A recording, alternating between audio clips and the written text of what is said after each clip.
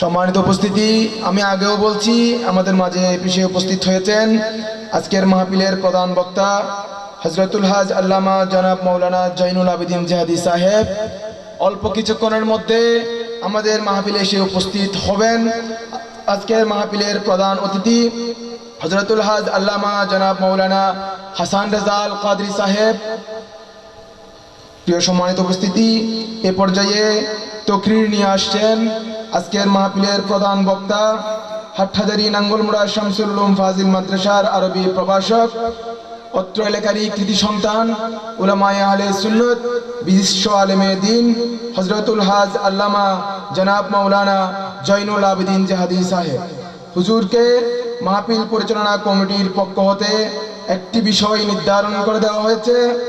বিষয়টি আমি বলছি, নবী করিম সাল্লাল্লাহু আলাইহি ওয়াসাল্লামের প্রেম ইমানের পূর্বশর্ত ও বিশ্ব মুসলিমের মুক্তির সুপথ ও জমজম কূপ পূর্ণ আবিষ্কারের ঐতিহাসিক তত্ত্ব।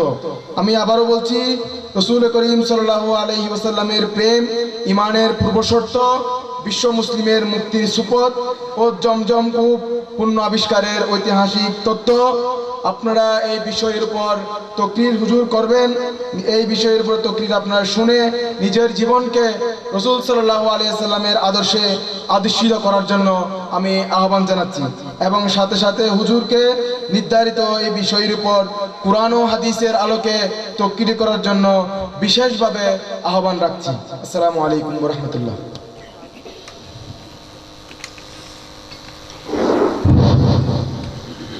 السلام عليكم ورحمة الله وبركاته. نحمده ونستعينه ونستغفره ونؤمن به ونتوكل عليه ونعوذ بالله من شرور أنفسنا ومن سيئات أعمالنا. من يهده الله فلا مضل له ومن يضلله فلا هادي له. ونشهد أن سيدنا وسندنا وحبيب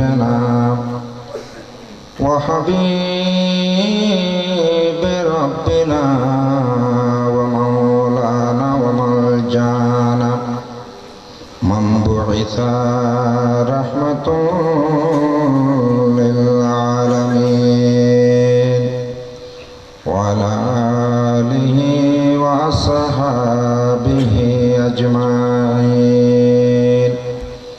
أما بعد فقد قال الله عز وجل في شأن حبيبه ومحبوبه ومطلوبه ومعشوقه مخبرا وآمرا: إن الله وملائكته يصلون على النبي يا أيها الذين آمنوا صلوا عليه وسلموا تسليما. صلى الله على سيدنا محمد صلى الله على سيدنا মোহাম্মদ।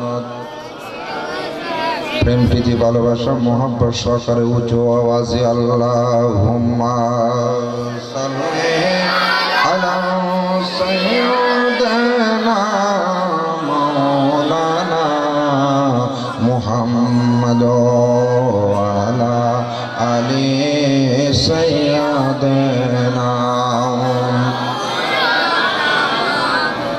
ভাইরা বন্ধুরা, আপনাদের দরুদের আওয়াজ আল্লাহর নবী শুনেন এবং আল্লাহর নবী আমাদেরকে দেখেন, ঠিক কিনা কথাটা? নবী শোনার মতো করে, নবী আমাদেরকে দেখে পছন্দ করে মতো আল্লাহর নবীর দরুদ পড়তে হবে। আল্লাহুম্মা সাল্লি আলা সাইয়্যিদিনা মাওলানা মুহাম্মদ ওয়া আলা আলি সাইয়্যিদিনা। দিবানিশি কান্দেন নবী আর দিও না যন্ত্রণা, ধনী যদি হতাম আমরা যাইতাম সোনার মদিনায়। আল্লাহুম্মা সাল্লি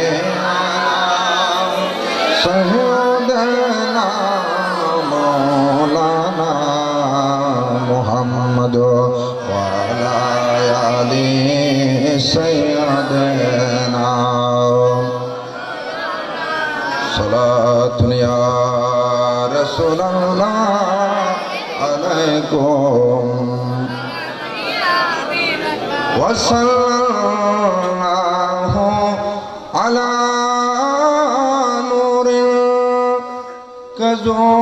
जो दोनों रहा पैदा, जमीन जो हो बेबसाकिन फलक दर्श के वो शैदा। सलातुन या रसूलल्लाह अलैकुम। खुदा के फदल से हम पर है साया, गौसे आज़म का हमें दो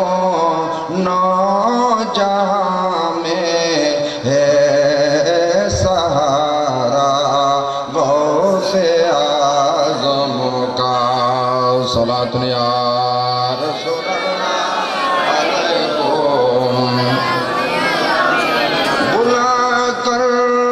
जाहिलों को देता है अब दालों का रुतबा, हमेशा जोश पर रहता है दरिया, गौसे आज़म का।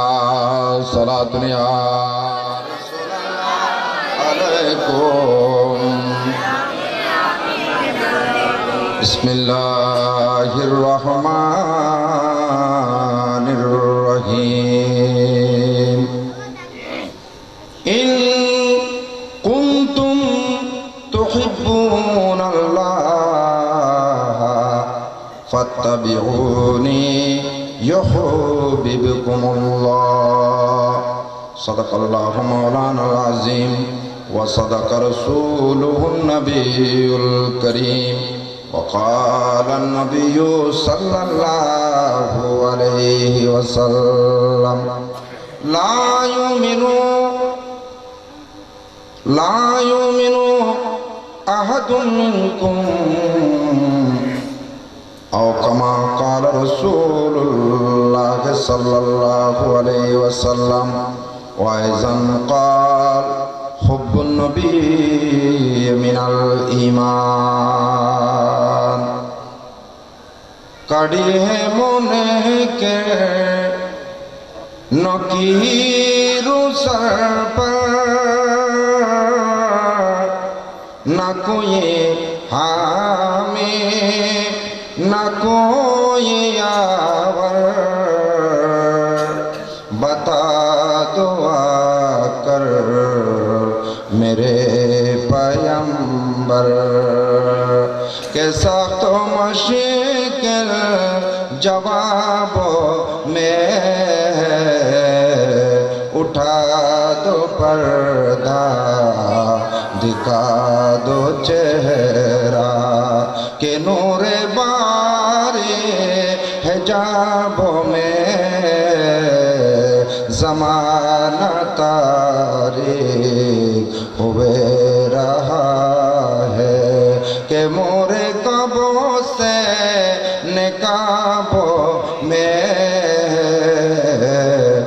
उठा दो पर्दा दिखा दो चेहरा। মধ্যম কোয়েশ তরুণ কল্যাণ পরিষদের উদ্যোগে পবিত্র ঈদে মিলাদুন নবী সাল্লাল্লাহু আলাইহি ওয়াসাল্লাম ও ফাতিহায়ে আজদাহুম উদযাপন উপলক্ষে সপ্তমবারের মতো আজিমুশান মাহফিলে মিলাদের হযরতে উলামায়ে কেরাম, বিশেষত আজকের প্রধান মেহমান, প্রধান অতিথি, সুন্নিয়তের উজ্জ্বল নক্ষত্র, পুরো বাংলার জমিনের গ্রামে গঞ্জে আনাচে কানাচে সুন্নিয়তের খেদমত যিনি আঞ্জাম দিয়ে যাচ্ছেন, আপনাদের আমাদের সবারই প্রাণপুরুষ পুরকিরচর গাউসিয়া মোহাম্মদিয়া সুন্নিয়া মাদ্রাসার সুযোগ্য অধ্যক্ষ মোহতরমুল মাকাম ওয়াজিবুল এহতরাম জুল মজদেব আল ইহতিশাম হযরতুল আল্লামা আলহাজ জনাব মৌলানা হাসান রেজা আল কাদরি সাহেব মাদ্দাজিলুল আলী, এতক্ষণ পর্যন্ত আপনাদের সামনে নুরানি তকরির, গুরুত্বপূর্ণ আলোচনা, কোরআন হাদিসের আলোকে আলোচনা করেছেন কোয়েশ নতুন জামে মসজিদের মোহতারাম খতিবুল মুকাররম হযরতুল আল্লামা জনাব মৌলানা আব্দুস সবুর নুরি সাহেব কেবলা মাদ্দাজিলুল আলী। মঞ্চে আসেন হযরত উলামায়ে কেরাম, বিশেষত কোয়েশ জানালি হামদুস আহমদিয়া সুন্নিয়া মাদ্রাসার মুদাররিস জনাব মৌলানা হাফেজ সেলিমউদ্দিন সাহেব সহ আমার সামনে সমবেত মুরব্বীগণ, নওজোয়ান ভাইগণ, ছোট ছোট বাচ্চারা, মুস্তুরাত পর্দানশীল মা বোনেরা, রহমানি ওয়া রাহমাকুমুল্লাহ তাআলা, আসসালামু আলাইকুম ওয়া রাহমাতুল্লাহি ওয়া বারাকাতুহু। আল্লাহ পাক রব্বুল আলামিনের আলিশা মহান কুদরতি দরবারে লাখো কোটি শুকরিয়া আদায় করছি যে মহান রব্বুল আলামিন আজকের এই রবিউস সানি মাসের প্রায় শেষান্তে এসে মধ্যম কোয়েশ তরুণ কল্যাণ পরিষদের অর্গানাইজ ব্যবস্থাপনায় ইন্তেজামে আয়োজিত মাহফিল করার, আমাদেরকে বলার, আপনাদেরকে শোনার, সর্বাত্মক সহযোগিতা করার যে আল্লাহ সুযোগ সৃষ্টি করে দিয়েছেন, সেই পাক পরওয়ারদিগারে আলেমের দরবারে উঁচু আওয়াজে বলুন আলহামদুলিল্লাহ। সেই সাথে দরুদে পাক রহমতে কায়নাত ফখরে মওজুদাত আকায়ে মাওলা তাজদারে মদিনা জনাবে মুহাম্মদ রাসূলুল্লাহ সাল্লাল্লাহু আলাইহি ওয়াসাল্লামের পাক চরণে শত কোটি শ্রদ্ধাঞ্জলি সমস্ত আম্বিয়া কিরাম আউলিয়া জামদের উপর। আজকের মাহফিলের প্রধান অতিথি, প্রধান মুকাররের, প্রধান মেহমান আসার আগ পর্যন্ত নির্দিষ্ট বিষয়ের আলোকে দু চারটি কথা আপনাদের সামনে উপস্থাপন করে আমি আমার বক্তব্যের কনক্লুশনের দিকে যাব, শেষের দিকে যাব, ইতি টানার চেষ্টা করব। আল্লাহ আমাকে বলার, আপনাদেরকে বোঝার তৌফিক দান করুন, আমিন। আর একটু জোরে বলুন না আমিন। ভাইরা বন্ধুরা, তরুণ পরিষদের পক্ষ থেকে যে একটা বিষয় সাবজেক্ট নির্ধারণ করেছেন, তার জন্য তাদেরকে শত ধন্যবাদ। বিষয়টা হলো নবীর প্রেম ইমানের পূর্ব শর্ত। তার মানে খোদা পাওয়ার জন্য নবীর প্রেম পূর্ব শর্ত। সুবহানাল্লাহ। আল্লাহকে পেতে হলে আগে নবীর সাথে সম্পর্ক সৃষ্টি করতে হবে। তারপর হচ্ছে বিশ্ব মুসলিমের মুক্তির সুপান। রসুলের মহাব্বত ছাড়া, রসুলের আদর্শ চরিত্র ছাড়া, রসুলকে ফলো করা ছাড়া, রসুলকে অনুসরণ করা ছাড়া, রসুলের আনিত বিধানকে গ্রহণ করা ছাড়া, রসুলের বিধানের মধ্যে যা বর্জনীয় আছে তা বর্জন করা ছাড়া কোনো বান্দা পৃথিবীর জমিনে নয়, কোনো কালের মধ্যে সে কামিয়াবি হতে পারবে না। ঠিক কিনা কথা? তৃতীয় নম্বর হচ্ছে জমজম কূপের আবিষ্কারের তথ্য। এখানে বিষয় যদিও বা একটা, কিন্তু ভিন্ন ভিন্ন ভাবে তিনটা বিষয় এখানে পরিলক্ষিত হচ্ছে। তো তিনটা বিষয়ের উপর আলোচনা আমি সংক্ষিপ্ত আকারে করব, বিস্তারিত নয়। যেভাবে তাফসীরাতের মধ্যে রয়েছে সেভাবে বলতে গেলে একটা বিষয়ের উপর আলোচনা করে শেষ করা সম্ভব হবে না। এরপর আমি বর্তমান দেশের এবং সমাজের প্রেক্ষাপটে একটি সূরার আলোকে যদি সম্ভব হয়, সুযোগ সৃষ্টি হয়, তাহলে কথা বলার চেষ্টা করব। আল্লাহ আমাদেরকে আমল করার তৌফিক দান করুন, আমিন। যারা ঘরের মধ্যে এখনো বসে আছে, মাহফিলে আসার অপেক্ষায় আছে, আপনারা তাড়াতাড়ি চলে আসুন। আমার আজকের প্রধান মেহমান যিনি হাসান রাজা সাহেব সহ আমি বিভিন্ন জায়গায় মাহফিল যাই, মাগরিবের পর এ ধরনের মাঠ নয়, এ ধরনের কয়েকটা মাঠ সমতুল্য মানুষের সমাবেশ হয়ে যায়। কিন্তু আমাদের এখানে আধুনিকতার ছোঁয়ায় আমরা হয়তো রাত জেগে ওয়াজ করি বা আপনারা শুনতে চান। যে সমস্ত এলাকার মধ্যে আমাদের ওয়াজ বা হাসান রাজা সাহেব যে ওয়াজ করেন, যে সেখানে আসরের পর থেকে শুরু হলে দিনের রাতের 10টা কিংবা 11টা, সর্বোচ্চ 12টার মধ্যে মাহফিল শেষ করতে হবে। যা হোক, আল্লাহর কোরআনে কারীমের মধ্যে ইরশাদ করেন, আল্লাহ ইন কুনতুম তুহিব্বুন আল্লাহ, আল্লাহকে যদি তুমি ভালোবাসতে চাও, আল্লাহর প্রেম যদি তোমরা দাবিদার হতে চাও, তাহলে তোমরা কি করো? আমার আল্লাহ বলেন নবীর মাধ্যমে, হে আমার বান্দারা ও আমার নবীর উম্মতরা, আমার নবীকে ফলো করো, অনুসরণ করো। ফাত্তাবিউনি, জোর বলুন না সুবহানাল্লাহ। নবীর ইত্তেবা, নবীর অনুসরণ করলে কি হবে? আল্লাহ পাক রব্বুল আলামিনের মহব্বত পাওয়া যাবে, জোর বলুন না সুবহানাল্লাহ। এই আয়াতে কারিমা নাজিলের অবতীর্ণের একটা প্রেক্ষাপট ছিল। আরবের কাফেররা লাত উজ্জা মানাতের হুবলের মূর্তি পূজা করত। হারের খবরের মধ্যে 360টি মূর্তি ছিল, ওই মূর্তির পূজা তারা করত। আমার রাসূল একদিন তাদেরকে ডাক দিলেন, ও আমার চাচা, দুনিয়ার মানুষ আজকে বিভ্রান্তির মধ্যে বিভিন্ন ধরনের আল্লাহর নাফরমানিজনক কাজের মধ্যে নিয়োজিত।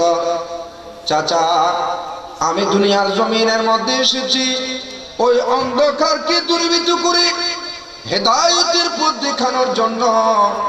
আমি এসেছি বনী ইনসানকে অন্ধকারের গহ্বর থেকে নিমজ্জিত যারা, তাদেরকে উদ্ধার করে আমি তাদেরকে সঠিক পথ দেখায়া জান্নাতি বানানোর জন্য আমি রাসূল এসেছি। বলুন না সুবহানাল্লাহ। বলল, চাচারা মূর্তি পূজা ছাড়ো, মূর্তির অর্চনা ছাড়ো, লাতের উজ্জা মানাত হুবল 360টি মূর্তির তোমরা অর্চনা পূজা ছেড়ে দাও, একমাত্র লা শরীকা আল্লাহর পূজা করো, আল্লাহর ইবাদত করো, আল্লাহর আরাধনা করো, আল্লাহর ইবাদত করো। জোরে বলুন না সুবহানাল্লাহ। এই কথা যখন বলল নবী, কাফেররা বলতে লাগলো, মুহাম্মদ, আমরা এই দেবদেবীর পূজা আমরা করি না, আমরা সত্যিকার আল্লাহর পূজা করি। কিন্তু আল্লাহকে পাওয়ার জন্য আমাদের ওসিলা মাধ্যম হচ্ছে লাতুজ জামানাত। সুবহানাল্লাহ।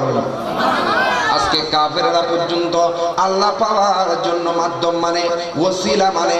আর আমাদের দেশের মধ্যে এমন একটা সম্প্রদায় আছে, আল্লাহ পাওয়ার জন্য আল্লাহর ওলি মানে না, আল্লাহ পাওয়ার জন্য নবীকে ওসিলা মানে না।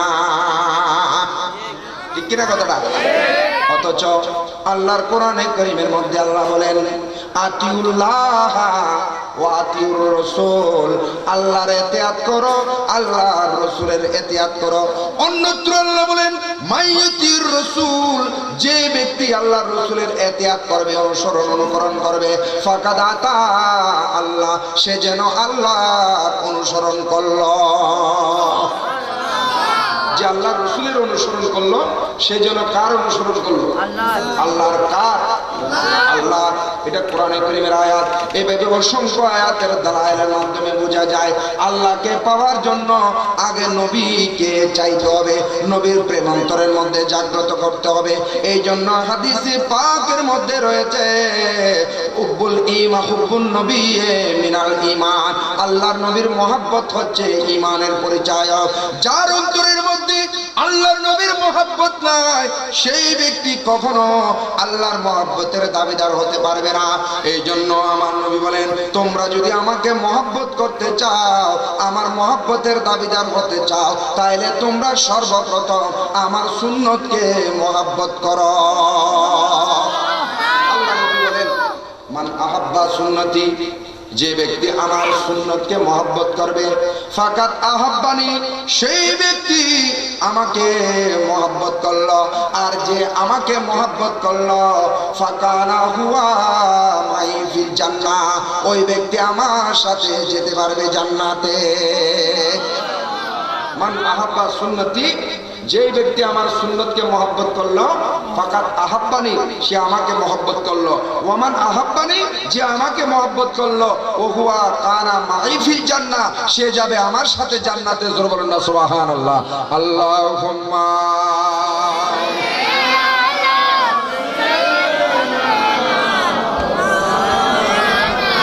মুহাম্মাদ আলা আলি।